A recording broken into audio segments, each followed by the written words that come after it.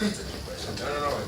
No, but I mean that's very powerful because I think I think that's interesting thing that happens when you grow up, you know, and you like garner perspective. Because I think from my point of view too, I'm able to look at the sacrifices that my parents made as well, kind of stepping into the unknown, and it pushes me whenever I feel like. I don't know, just kind of like when I'm feeling down, I'm like, yo, nah, this is like, I have it so much better than these people that came before me that kind of set the pathway for me to be able to execute an idea like this. You know? And I don't take this for granted. Like, kind of similar to what you're saying, actually, it's funny because I think in the back of my mind, I'm like, okay, once I can get all of this to where it needs to go, the first thing I'm doing is going back home. Because they don't have, I feel like they need something like us, you know what I'm saying? Like, they need people to come and be like, yo, there's a way. And not only to come and be like, yo, there's a way, but also come with resources. Come with things to give and spread. So that's powerful. Like, I'm glad that you touched on that. Like, just like, and I think Nigeria has done such a great job at being a reference point. You know, at being a reference point. And it's really cool to see like the $1 billion that was just invested into Zimbabwe by. Brother, who's that Nigerian again? Dangote. What's the name? Dangote. Dangote? Yeah. That's how you say it? Dangote? Yeah. Shout out Dangote for the $1 billion. But it's good to see, you know, fellow Africans that are still home and building these amazing things. Invest in Zimbabwe. You know. And we have a lot of amazing resources. Very magical place. A great entryway, I think that. I mean, Zimbabwe has so many great stories that have touched the first world, and people don't even know. You know, people don't even know that when you get into a Lyft or when you get into an Uber, that wouldn't exist without Zimbabwe. You know, people don't even know that. And if we're going into that, right? So these two guys go to Zimbabwe and see the way that we operate with like rideshare. Right? It's like depot lift, you know, like that's how you get a ride. And they come back to America and they go, yo, we love this system. Let's start a company called Zimride. So they start Zimride, and then some other guys see this and they're like, oh, we gotta do that on steroids. So they start a company called Uber. So they start this company called Uber. Everyone is going to Uber instead of Zimride. They're like, yo, what's the problem here? And then they realize maybe people don't want to go into a car called Zimride. So what did they change it to? Depot Lyft. They changed the company to Lyft. You know, that wouldn't exist without Zimbabwe's influence, right? Even in the pinnacle era of Google, the president of Google is a Zimbabwean man. You know, like, people don't know how rich our culture is because we have this thing where we're extremely humble.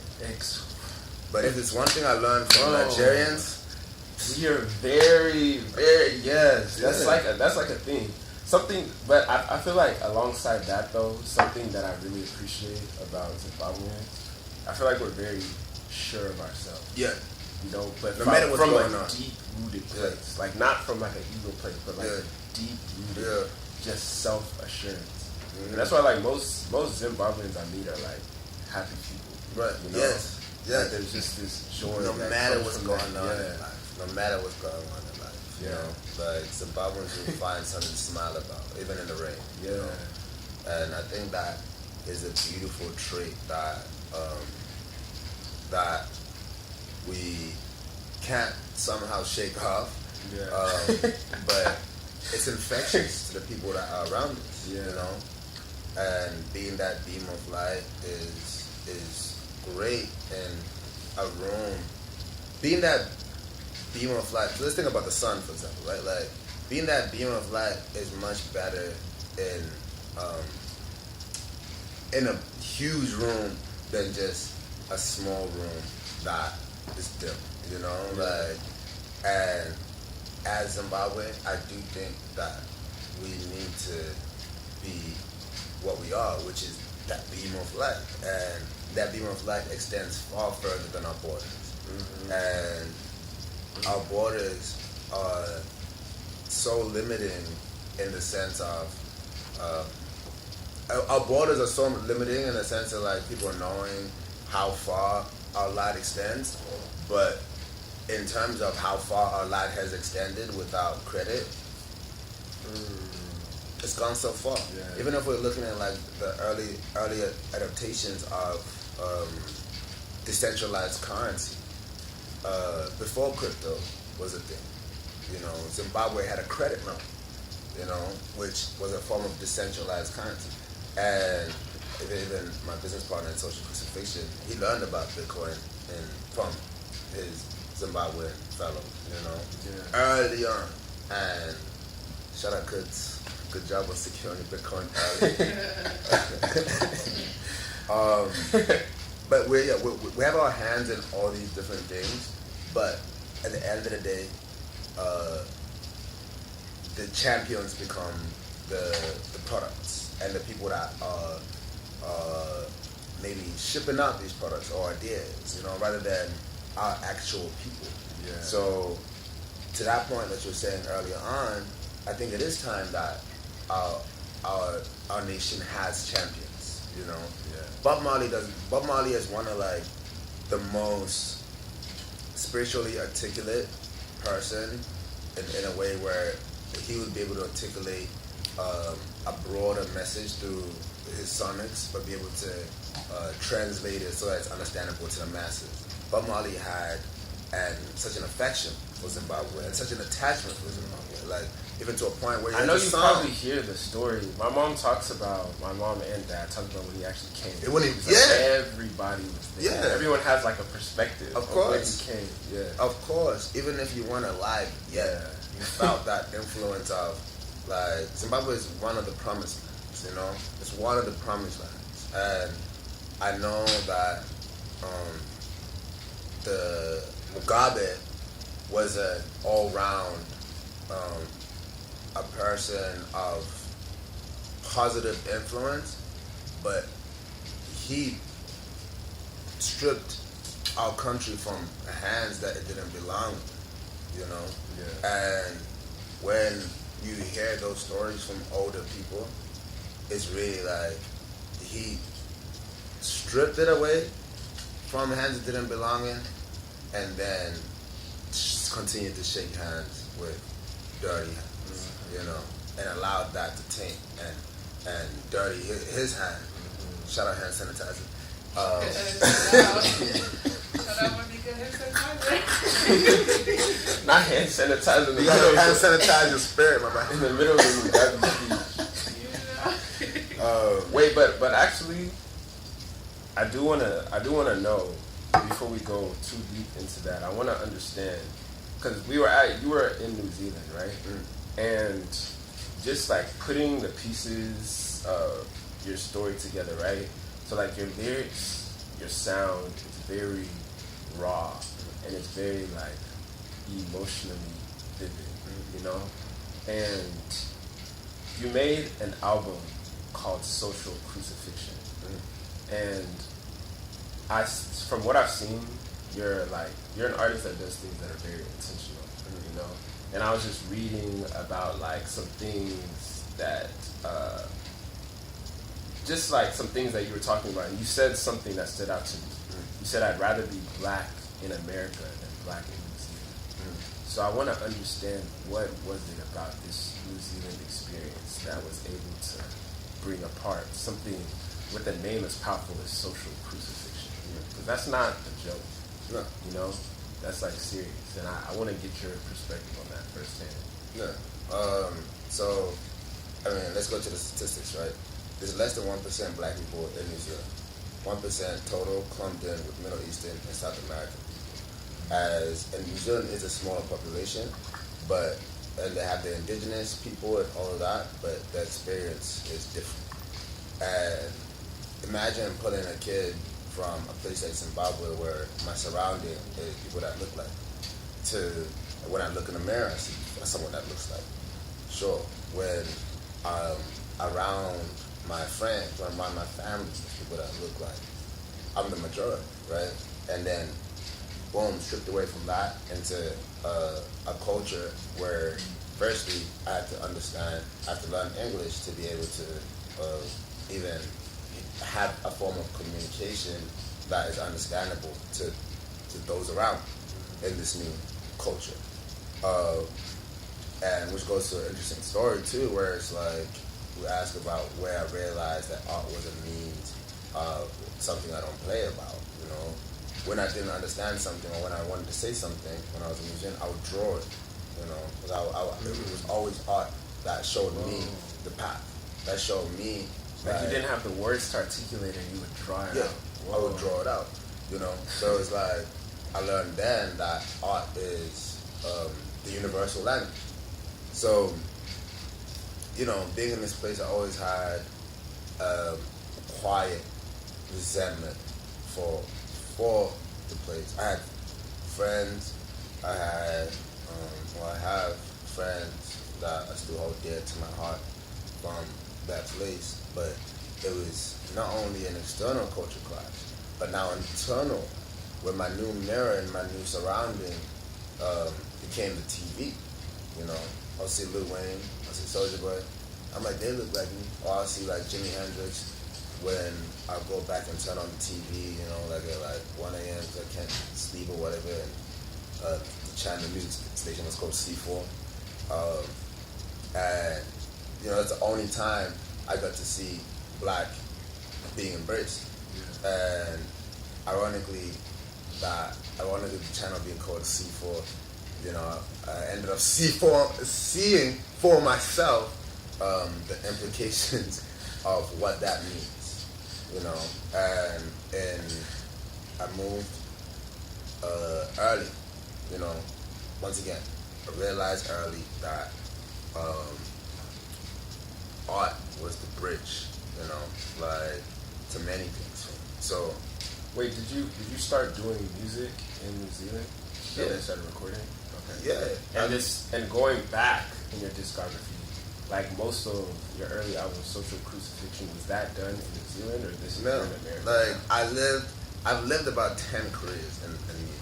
Like about 10, where I continuously change my name. Like I have awards, bro. Like I have an MTV EMA award for Best Music Artist in 2017. While I'm on tour with Lord, and Lord is also a nominee, I win. You know, like I have a whole life and career there. I have #1 songs. I performed in the Australian Music Awards. Like I charted on Billboard before. Yeah. You know. On Wikipedia. We didn't know that. Yeah. Oh yeah, so I know. Wikipedia. Shout out Wikipedia. Yeah. Shout out Wikipedia. Shout out. Whoa. But not to get lost in the point. So, you know, art being like a means of connecting all these bridges. Yeah. You know, like I was at 16. Firstly, in that we had this cassette player, right, to learn English. Me and my brother and sister, and I. Me and my brother and sister, right? So we had this cassette player, and it had this children cassettes. And it also had this big red button, you know. So that's when I realized at about 11, like, we would press the big red button. And that was like my first band, you feel me? Like, I would do melodies or like my brother's like beatboxing or like whatever, and realize that like whatever we put in to that recites back, you know. And on the cassette player. Oh, yeah, it recites back. So then it's like, that's crazy. We're dubbing over this English thing. Yeah. You know, like this English thing is cool or whatever, but we're going over it with a different expression. Yeah. And I was in design class in high school. In New Zealand. In New Zealand, yeah. Mm-hmm. And I think maybe I was like 13 at this point, year 10. And I had a design teacher who saw my brilliance early on, right? And he was like, yo, like, what would it look like? Because we had this assignment, we had to do a video. Shout out to Blair Hungerford. He's still tapped in on my Instagram, all that stuff. Always love you. And it was like, yo, what if you just like score it with GarageBand on the Mac, whatever, you know, the Mac desktop. I'm like, alright, cool.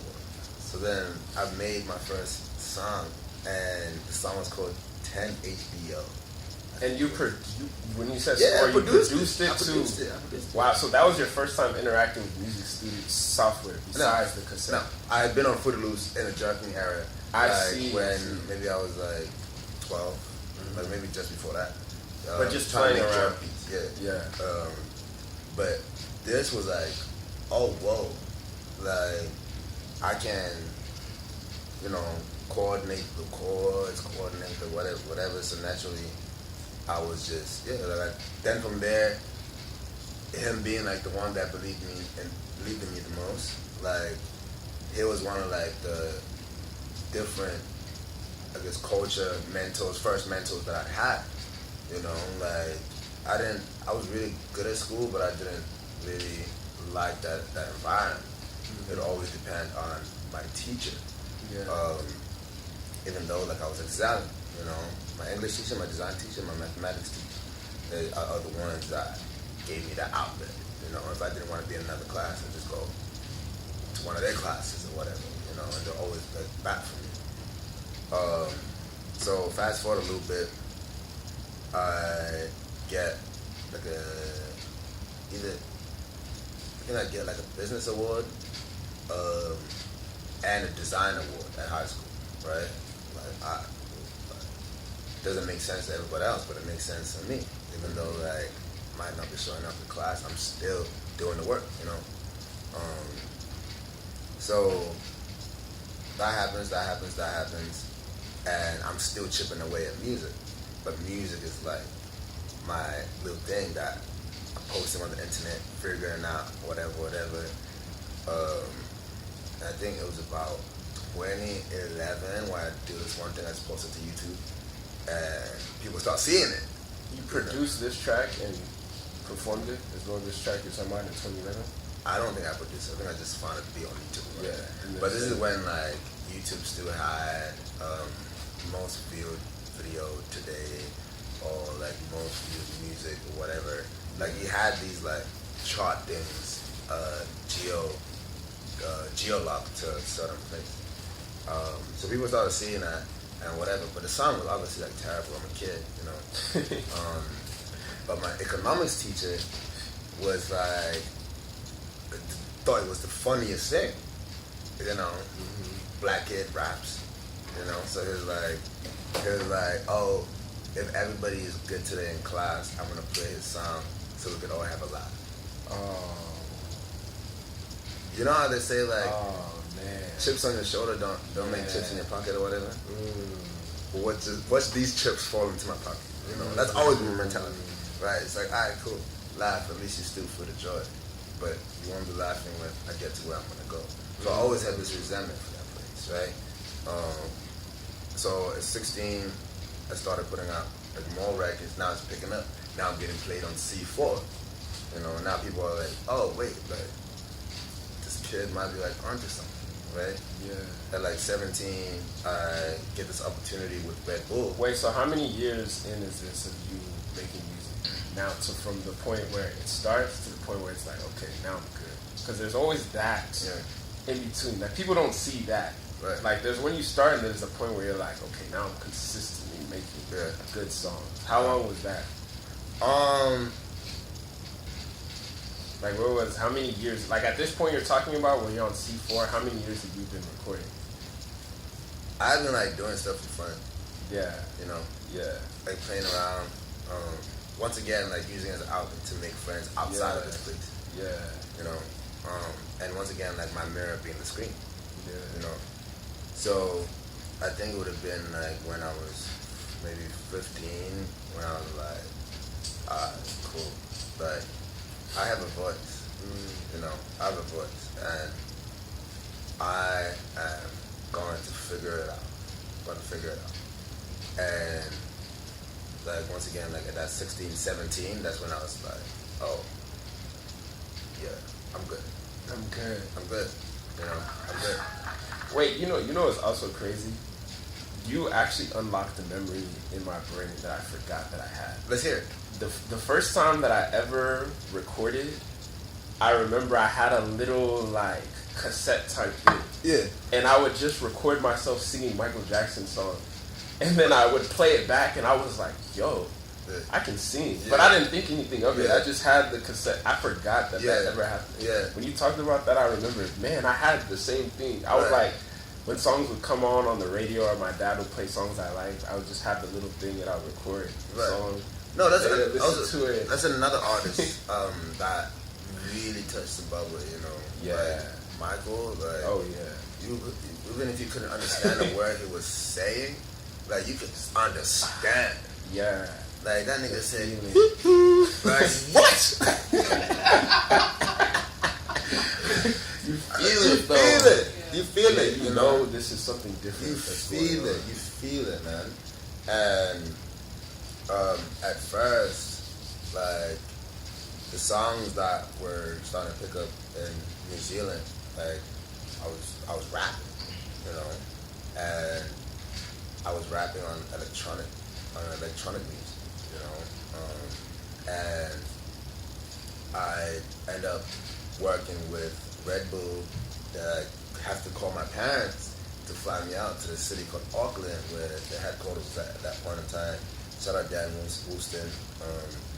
He also does an amazing podcast now. So I'm getting flown out. I'm sneaking out, mind you. I'm sneaking out the crib to go race my Camry 1996 manual, mind you, and to go to the club and go through the back because I'm too young to perform. You know, so once again, I'm like, yo, this music thing it's my passport. You know, like this is my way into that screen.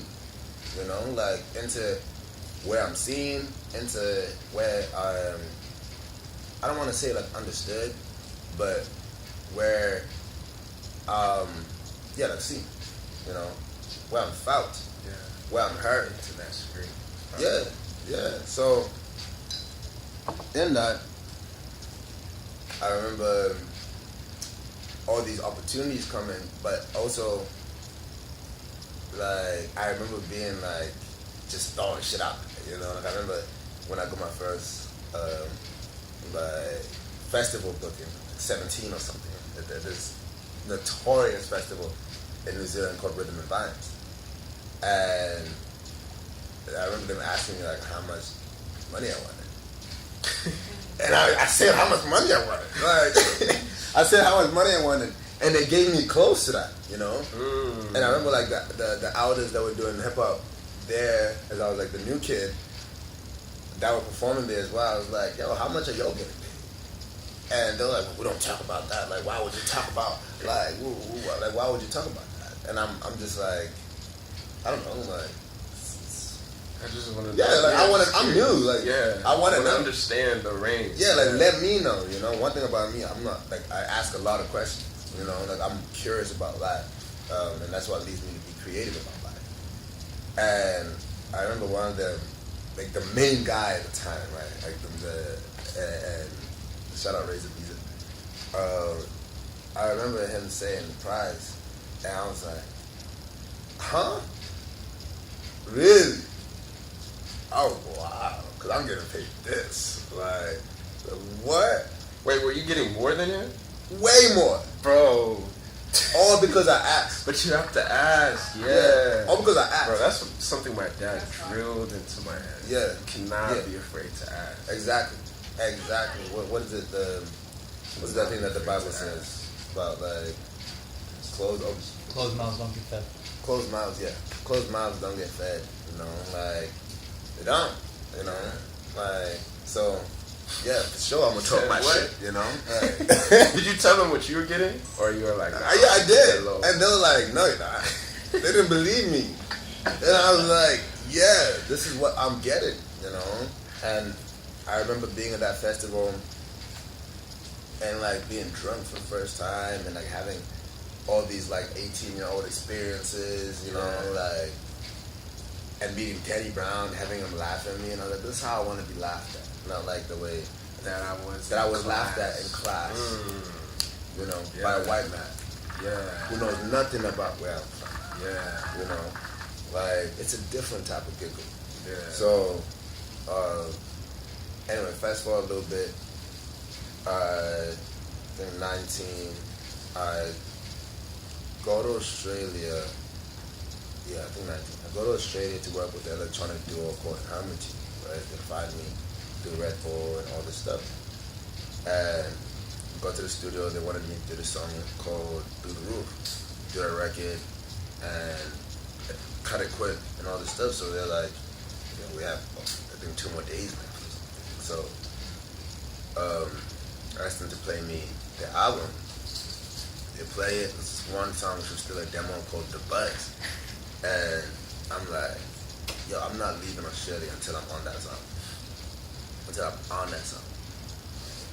And that song now,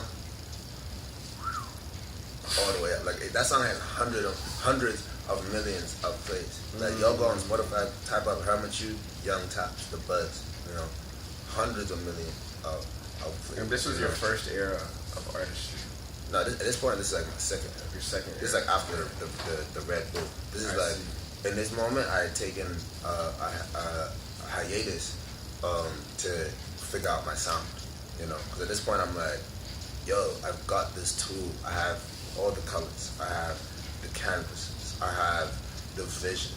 Now I need to know how to paint this thing, you know. And this is also around the time when I had met a guy called Ms. Waitu, who was going by Louis the Zoo. And I think I like dreamt of him coming into my life at some point or whatever, and like serving as a big brother. And then it turned out that he was also Zimbabwean, you know, also Zimbabwean, just from the Ndebele tribe. So we become, at first he was like, who the fuck is this young nigga? Like, why is he so persistent? Like, I'm like, bro, I'm not. Like, I'm going to work with you. I'm going to work, you know? And at this point, like, he was working with Lord. Like, he was, like, coming up, and it was, like, the guy, you know? Even though, like, the surrounding New Zealand didn't know, but it was like, yo, this is the guy. Like, the guy. So we became best friends, started Galantino together, all this stuff, while I'm perfecting my sound. The Hermitude shit releases, takes off, but off. I'm flying to Australia like every other week, and whatever hotel I'm staying at, that shit is playing in the lobby. Whatever, like, taxi or cab, whatever I'm in, that shit is playing everywhere. That must have been a surreal feeling.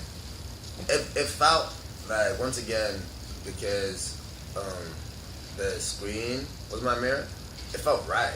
Like, it didn't feel like, like, it didn't feel, everything else leading up to that moment felt surreal. Like, it was like, how the fuck am I in this sea of just, like, where am I? You know, like, where am I? But those moments were the ones that was like, I'm home now, you know? I'm home now and I'm just getting started, you know? Just getting started. So, because of these records, I'm getting the whole experience of being a successful artist, I guess, without, and I've taken down all my catalogs. I've taken down everything, you know, and changed my name and all this stuff, yet again. And it was like, but I'm still getting the privileges of being a full-time artist, and also the privilege of time to figure out my sound with Ms. Waitu. So I make this idea with a guy called Jermaine. Shout out Jermaine Rogers, another Zimbabwean. One thing about Zimbabweans, we always find a way. Like, we always find each other. No matter what it is, we always find each other. And the song is called "Killer," right? So I sent it to him. Yo, let's look at it. Right? Pull up. So I book a flight to Auckland. Shout out Jester, the airline in New Zealand. Affordable flights. Not the commercial. So I go to Auckland, cut this record, and my records usually have like 10 versions. right? But this one was in version 2. From the first version to the version that we made that night, I woke up in the morning, I made tea for both of us, and I wasn't saying a word, right? I wasn't saying a word. I look out the window, I'm like, tell me about this all the time. I'm looking around, I'm like, our lives are about to change. Let's put this record out. How much of shit is happening? I put the record out. The first couple of days is cool, whatever. The record started going crazy on Spotify. 2015, October. The record starts going crazy, like 80K streams a day. And I feel like this is a time where people are like really organically finding new music. Yes, Spotify was through discovery, and I had been playlisting Even SoundCloud too. Oh, SoundCloud. that was the SoundCloud era. Yeah. So, at this point, I'm like, okay, bet. Like, now I'm reaching the people I want to reach. Like, I'm having all the labels are in my email. All the labels are in my email, right? I'm hearing numbers I never thought I would hear as, I guess, 19, still a teenager at this point. Are you signed at this point, or you're still an independent artist? I'm independent. Okay. I'm independent, but through Moncurs, I've been working with this guy called Nigel Mack, who was managing Drum at the time. So also why the platform record with Drum is full circle. You know, this is like a while ago. Let's say 2015, right? So Drum is kind of like managing me passionately, like a passion project or whatever. Like no contract, nothing like that. Bro, the song is going off, right? I'm waking up at 3 a.m. taking meetings with fucking labels in the States. I'm just like, they're like, wait, what's the time of it? I'm like, 3 a.m. You know, sleeping. Like, for what? Like, I sleep for what? My goal is to get into that screen, and I haven't been to America yet. I'm going there. One way or another, I'm going. So I then go to Australia at the point where my family had been like, yo, it's time for us to go back to Zimbabwe and see my grandparents and stuff, you know? I have at this point Rick Rubin in my email. Like, dude, this guy called Michael who was working with Rick, like that they want to bring me to America. I'm like, Dad, I can't go to Zimbabwe right now. I'm about to get to America. I can't go. There's nowhere to go. Trudoyen, Trudoyen. So, alright, cool, I'm gonna do the Australian run first. So, boom, sounds going crazy. I go to Australia. I hear that Leo Cohen wants to meet with me, and he just got off his flight. So, go to the Warner Records office or whatever. I don't know who Leo Cohen is, but who's that? Yeah. Chilling, mind you, like I said, I'm finally here. I'm home, right? Home. So I'm sitting there chilling. Start to see a room switch up. Tired of the note, you know. And Leo comes in and is like, I can't do his accent, otherwise I would. But he's like, all I've listened to on the flight to Australia is that Killer record. I was like, oh, word? Fire, bro. You know, like, Yeah. and then I play him the other records, and like you mentioned before, my sound is human in so many different limbs, right? So just because I do this song, it doesn't mean that like I'm attached to it, you know, like I'm gonna do something else. So I play in some of the other records. He's like, yo, you know, I love Killer. The Killer's dark as fuck. I love Killer, but I don't know what this other stuff is about. So I was like, alright, bad. Cool, whatever. So it comes to see me perform at the music awards, whatever. They reach out to my lawyer at that point in time now. Yo, star, but like that, those other records, whatever. My lawyer tells me that, yo, Leo actually has passed up on a lot of people that have become stars, like Nelly. So I'm like, oh, say less. Like, full circle again. Like, I'm really here, you know? And instead of going to America, I go to Zimbabwe. Craziest trip. Stung by a scorpion. I saw my shit. Can you explain getting stung by a scorpion? Yeah, so I was in my grandparents' village. Also got like chased by elephants like at the national park. That shit was crazy. Like I'm so glad I went there instead of America at this point in time. But you know how when you're driving from Victoria Falls, and my grandparents' village is in Chivu, Mashingo. Yo, that's crazy. That's where my grandparents live. No Chivu. way! I'm so serious, yeah. Because I was going to say, where Chivu. you are, that's like an hour away. No Yeah, way! from Chivu, yeah. Yeah, The last time I was in Zim, I went to Chivu. yeah, bro. Yeah. That's what My grandmother, she was a teacher there. Oh wow! Yeah. Do they know the Matunga Midas? Matunga Midas. I mean, I would have to ask, but I'm Yeah. sure, you know. Yeah, of Yeah. course, of course. That's crazy. Yeah, whoa, that's fast, but toast to that. So driving back there, and you know, at this point, like, I've already seen Titanic. In my mind, I'm Jack. You know, like, I'm a romantic and also a Libra. So I'm like, yo, let me get some gifts for the girls back, you know, in the first world and stuff. So I buy, like, I think I get some earrings. I get, like, you know, you can get the elephants and all this stuff. I buy that stuff up the road. And I'm leaving early to make it back to New Zealand for New Year's because I was performing there or some shit. So I get the stuff the day before I'm leaving Tirikumusha, like where the village, right? Tirikumusha. And I'm looking through the black bag that had my stuff. I was like, let me just make sure. So I'm looking, I put my hand in there. I feel a needle. It was, funny enough, it was exactly this finger right here. It was this, no cap, it was this finger right here. Which is why when this finger points at you, just know it's with the wrath of the ancestors. Like an anime, like a type shit. Type shit. So I'm looking in the bag, right? Boom, boom. I feel a needle go through my finger. Like imagine a needle goes through your. Imagine a needle the length of your finger go through. Oh. So I throw the bag down. I'm like, what the fuck? Like, I go outside. I'm like, yo, I think something bit me. Like I think it's either a needle or something bit me. So my cousin runs in. My little cousin runs in, and he's like, yo, shut the back. Black scorpion. Ooh. Black scorpion. I'm like, alright. From all the mummy Egyptian movies I've seen, I know what happens next. I know what happens next. Y'all are not about to recognize me. Like, I'm either about to turn into some like evil villain god thing, or I'm either gonna turn into dust.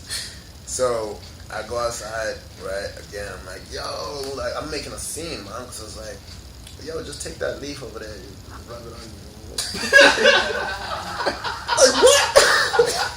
Have y'all not seen what they're saying about these scorpions in the first round? Like, have y'all not seen this? So, my other uncle is like, but one thing, you have to kill the scorpion. So I'm like, why? You know? They're like, so he's like, yo, they have receptors to their venom. For every step that they take while they're alive, you're gonna feel that if you don't kill it. My dad has this thing, cause you know, like my dad is like hunts, you know, like so it's this thing where it's like, yo, we don't kill unless it's for nourishment, right? Or nutrition. So he's like, yo, that's not our style. Like we don't bring harm onto the earth. For the earth to bring harm onto you, you know? So I'm like, alright, Pops. But if I feel this thing, I will bring harm onto you. So I had to see the scorpion, scoop it into a fucking dustpan, and then set it free, right? Bro, I promise you, for like 2 months straight, I felt Just like a little. just a little. I don't know if it was placebo or anything like that. It probably was, but no. But I felt it, bro. I felt it, and it was not sweet. It hurt. It hurt. Wow. Don't go out there getting stung. Yeah, that's not every day you hear that. That's crazy. Yeah, but anyway, with all that, with all those experiences that I had there, even one with my grandfather, putting things back into perspective for me about, you know, like coming back into the first world, especially coming into New Zealand, where at this point, after this trip, I'm like, yo, I'm not doing this shit no more. I'm not doing this shit no more. You know, like I've seen what it's like to be loved. I've seen what it's like to be seen. I've seen what it's like to be heard. Yo, sing my songs. You know, like people will even cry. You know, like you'll even cry at seeing me on the street, but you still don't see me. You're not connected. I'm objectified. You know, like you're objectified. And this is in the era too where A$AP Rocky and them was like going up. So it's like you're objectified. You know, that's not seeing me. That's not hearing me. That's like wearing me. You know, that's like that's like. I think a lot of artists suffer from that. At a certain point, you know? Yeah. Well, I mean, I'm sure if this for This me is a different was like, yeah. like my whole identity is like it feels like to y'all I'm just like a circus animal. You know, like, and it's not even that like people are like trying, right? And because it's like, oh, cool. They had the idea of me coming from Zimbabwe. Oh, you must ride lions back home. Yeah, like what? Yeah, like what human rides lions? So it's like, okay, cool. You're already isolating me from the idea of me being a human. Yeah. You know, like you're not even seeing me as my birthright. You know? So, and then with the other counterpart of that, where like black culture is being mass distributed, obviously, and it's making it to the other side of the world as well, where it's like I'm being stripped of my identity, not only for where I'm from, but also for like where I'm going. Yeah. You know? So it's like, and yeah, that definitely built a culture clash. So at this point, are you, now that you're like done with this New Zealand thing, are you seeing Los Angeles? Like, are you starting to think about LA, or it's not on your mind yet? Oh no, it was on my mind. It was on my mind because Okay. remember in that December or end of November to December where I was in Zimbabwe, Rick Rubin was trying to bring me to America. You know? And have you made Social Crucifixion yet? Well, social crucifixion comes almost maybe like 6 years later. Years later. Okay, so right now we're early. Early. Like early. No, social crucifixion starts happening, like about 6 years later. In Los Angeles? Or are you In New York. in New That's York? where it starts. In New York. The one of the songs Louis V happened when I lived in New York. So at this point I come back, I'm like, yo, Nigel, I love you, bro. But like these people are going harder, you know, like these people are going harder. And at that point I've been like meeting with this guy called Pete Lusty. Pete Lusty. R.I.P. Pete Lusty. But Pete Lusty was managing Empire of the Sun, you know. And he was like, yo, I want to manage you. I'm serious about it. Look at the team that I put together. And one of the teams was good management under Kanye and the good music. So I'm like, what? And it's like, yo, Che Pope is heading this. I was like, yo, put Che on the phone then. Che got onto the phone, you know. And then like the other company is under this guy called Josh Newman, who is also one of the founders of 88 and Rising, called Control Management at that point, right? So like, alright, cool, this is a star team. I'm gonna go with them. And they're like, alright, cool. You wanna come to America end of February? Bet. Straight like that. Straight like that. Got off the flight and signed my contract. So now you're under this manager, or you're under Good Music? I'm under Good Management, Wintermean and Goldstein through Pete Lusty, and Control Management. Under 3 different companies. It was like a joint venture between them. And it's crazy because they had on the thing Good Music, Good Management, like, and the logo. Yeah, that Bro, I was must be surreal. Like, whoa. What? I'm like, what? And now you're in New York. No, so first place I came to it was 2016. 2016 was an amazing year. By the way, I'm glad you said Shout that. out 2016. 2016. I feel like everyone just had, I don't know what was in the air, but 2016 was just top tier. 2016 was a year where you either knew who you were or you either were about to not go find out the rest of your life. You know.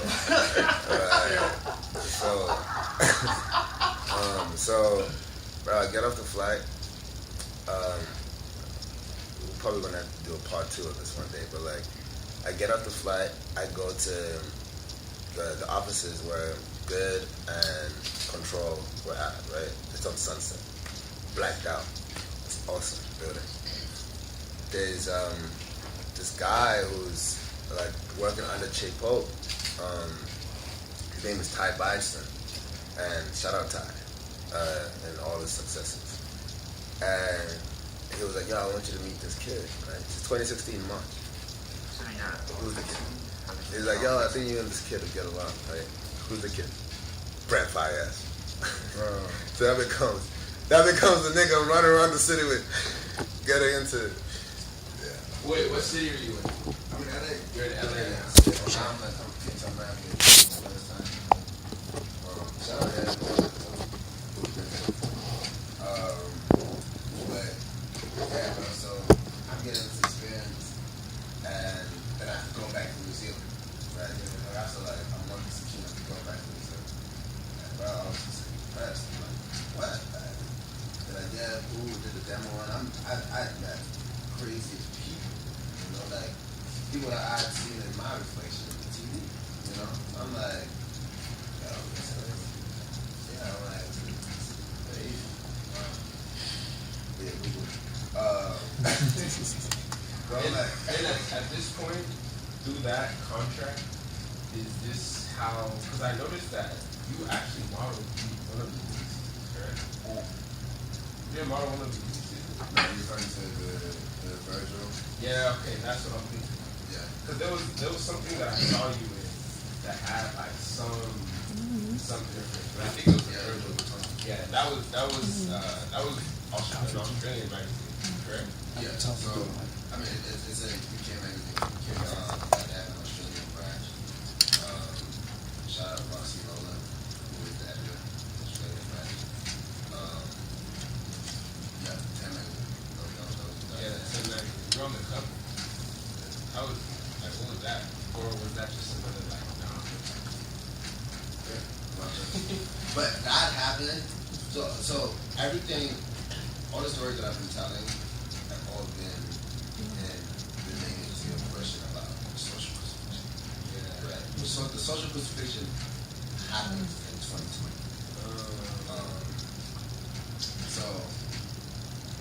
So I come to America the first time in 2016. I had to go back, and then I come back in July 2016 to LA.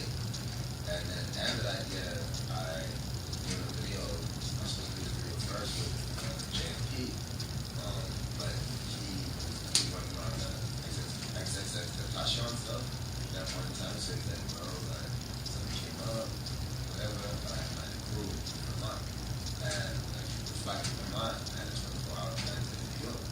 So, and I grew up with a mother who was a fashion and hospitality teacher in Zimbabwe, and also a student.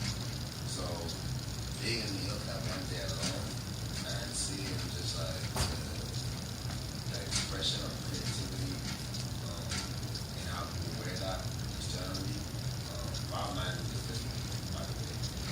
Not in the awareness that loud or anything, but as that expression of identity, I was like, yo, I'm you know, and after doing that video with the mom, like once again, parted with the team I work with, which was nice, and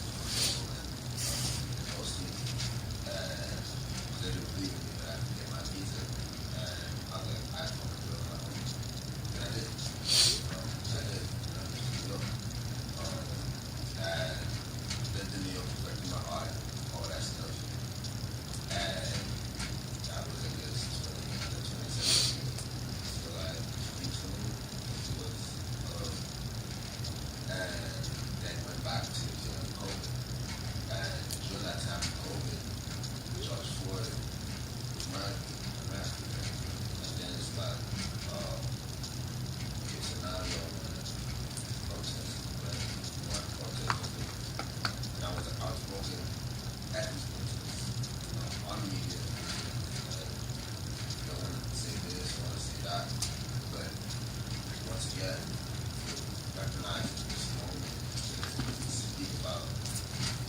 other rights, which deserve attention and also receive attention.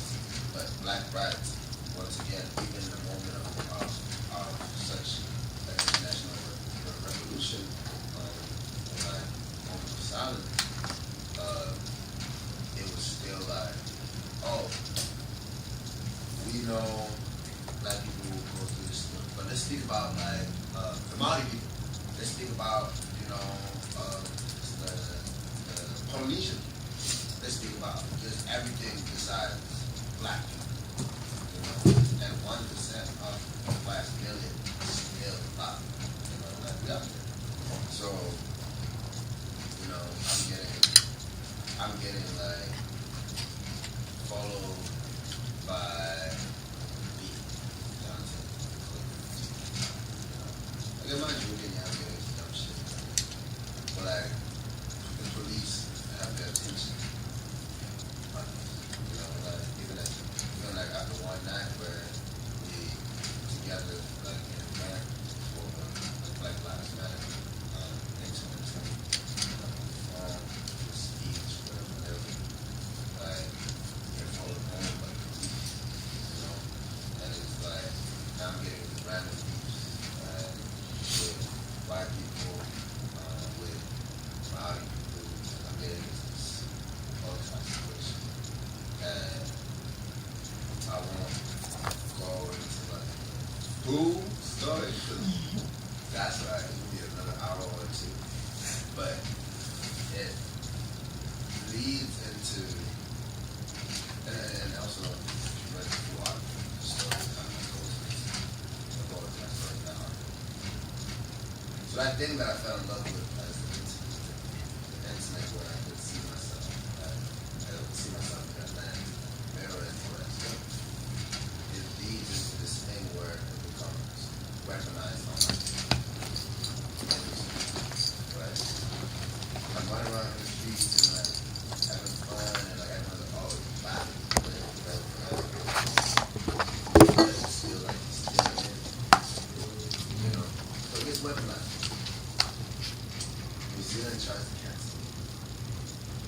New Zealand tries to cancel.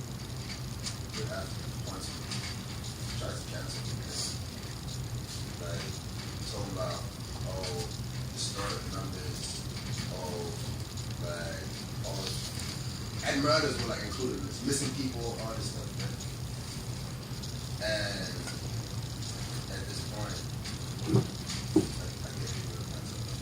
But at this point, it's like, and mind you, like these little like prospects in the town that started this shit, like mind you, they dropped the gates. So it's like, okay, cool. Get it out of New York. So, boom, I'm going through this thing. New narratives, 100%. Like talking about I killed myself. All this stuff. I got people like leaking my address to one of our cribs that we had over there. And people like breaking in, like analyzing the crib, whatever. But at the end of the day, and then also the other thing was there was so much pressure on the New Zealand government and New Zealand police to contact too, because there was the election. And at that point, I don't know if that like you see what happened with the country. So it's Wow. do a monster. So once again, the historic numbers are this one.